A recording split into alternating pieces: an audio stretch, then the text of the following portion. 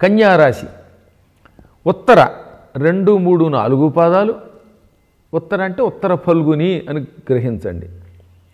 హస్త 1, 2, 3, 4 పాదాలు, చిత్తా నక్షత్రం 1, 2 పాదాలు ఈ రాశిలో ఉంటాయి. ఈ రాశి వారికి ఈ సంవత్సరం ఆదాయం 5, వ్యయం 5, రాజపూజ్యం 5, అవమానం 2. ఈ రాశి వారికి అన్ని రంగాల్లో గౌరవం పెరుగుతుంది, ధనాభివృద్ధి ఉంది. ఎంతో పూర్వం పనులు మొదలుపెట్టి ఆపేసిన వాళ్ళు ఆ పనులన్నీ పూర్తి చేసుకోగలుగుతారు. కొత్తగా తలపెట్టిన పనులు కూడా తొందరగా పూర్తవుతాయి. అనుకున్న ఫలితాలన్నీ పొందగలుగుతారు. ఉద్యోగస్తులకి ప్రమోషన్స్ ఉంటాయి, మంచి ఆర్థిక లాభం ఉంటుంది. ఇంకా వ్యాపారం చేసేవాళ్ళకి, స్వయం వృత్తుల వారికి కూడా క్రిందటి సంవత్సరం కంటే ఈ సంవత్సరం ఆదాయం బాగుంటుంది. తీర్థయాత్రలు చేయగలుగుతారండి. భార్య వైపు నుంచి హఠాత్తుగా సహకారం వస్తుంది. భార్యో, ఆ భార్య యొక్క తల్లిదండ్రులు, అంటే ఈ మగవాళ్ళకి అత్తమామలు అన్నమాట. అలాగే ఆడవాళ్ళకు కూడా వాళ్ళ అత్తమామల వైపు నుంచో సహకారం లభిస్తుంది, ఆదాయం వస్తుంది. న్యాయస్థానాలలో కేసులు పెండింగ్లో ఉండిపోతే అవన్నీ కూడా పరిష్కారమై విజయం పొందుతారు. విదేశ ప్రయాణాలు కలిసి వస్తాయి. చిరకాల సమస్యలన్నీ తొలగిపోతాయి, ఆనందంగా బతుకుతారు.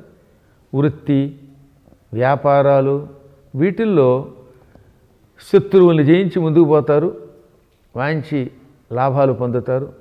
కుటుంబ సభ్యుల ఆనందం మనకి ఇంకా ఆనందం కలిగిస్తుంది. కుటుంబంలో ఉన్న వాళ్ళందరూ ఆనందంగా ఉంటే మనకు ఆనందం కాదు, మరి సుఖ సంతోషాలతో ఉంటారు. విదేశాలకు వెళ్ళే అవకాశం ఎక్కువగా ఉంది. ధనం ఎంత ఆదాయం వచ్చినా ఖర్చు కూడా అలాగే ఉంటుంది కనుక జాగ్రత్తగా ఉండాలి. స్థిరమైన సంపదలు కొన్ని ఈ సంవత్సరం దెబ్బతినే ప్రమాదం ఉంది కనుక అత్యంత భక్తి శ్రద్ధలతో భూజపం చేయండి. ఓం హ్రీం శ్రీం క్లీం వసుధాయే నమః, ఓం హ్రీం శ్రీం క్లీం వసుధాయే నమః ఈ మంత్రజపం చేసుకుంటే మన సంపదలు నశించిపోకుండా మనకి దక్కుతాయి. ఇంకా స్థలాలతో, పొలాలతో, జలాలతో వ్యాపారం చేసే వాళ్ళకి బాగుంటుంది. ఆ వ్యాపారాల్లో లాభాలు కలుగుతాయి. దూర ప్రయాణాలు సాధ్యమైనంత వరకు తగ్గించుకోండి. ప్రయాణంలో కొంచెం సమస్యలు ఉన్నాయి. ప్రయాణం తప్పనిసరిగా చేయవలసిన ఉద్యోగులు ఏం చేస్తారు? ప్రయాణ కాలంలో హనుమంతుడిని తలుచుకోండి. ఆంజనేయ జపం వల్ల కష్టాల నుంచి బయటకు వస్తారు. ఆంజనేయమతి పాటలాననం కాంచనాద్రి కమనీయ విగ్రహం పారిజాత తరుమూలవాసినం భావయామి పవమాననందనం. ఈ శ్లోకం చదువుకుంటే ఈ ప్రయాణ సమస్యలు తొలగిపోతాయి. స్నేహితులు సహకారాలు చేస్తారు. రాజకీయ నాయకులకు కూడా శని బలం వల్ల రాణింపు ఉంటుంది. ప్రజాహిత కార్యక్రమాలు నిర్వహించగలుగుతారు. బాగా డబ్బు మాత్రం ఈ సంవత్సరం ఖర్చు అవుతుంది. కళాకారులకి గురుబలం ఉంటుంది. గురుగ్రహ బలం వల్ల అభివృద్ధి ఉంటుంది. ఇనుము, ఇటుకలు, సిమెంటు ఇటువంటి వాటితో వ్యాపారం చేసే వాళ్ళకి అనుకూల కాలము.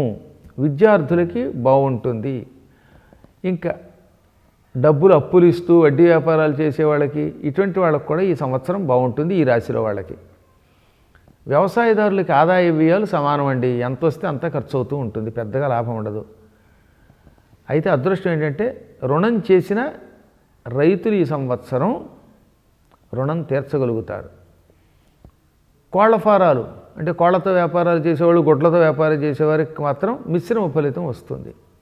ఈ రాశి వారికి అదృష్ట సంఖ్య 5.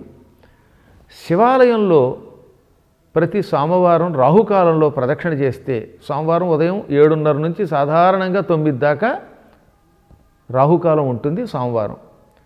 ఆ సమయంలో శివుడికి ప్రదక్షిణలు చేసినా, శివుడికి అభిషేకం చేసినా, లేక ప్రదోషకాలంలో అనగా సాయంత్రం సూర్యుడు అస్తమిస్తున్న కాలంలో శివుడికి అభిషేకం చేసినా చూసినా జాతక దోషాలు ఏమైనా ఉంటే పోతాయి, శుభాలు కలుగుతాయి. మొత్తం మీద గృహంలో శుభకార్యాలు బాగా జరుగుతాయి.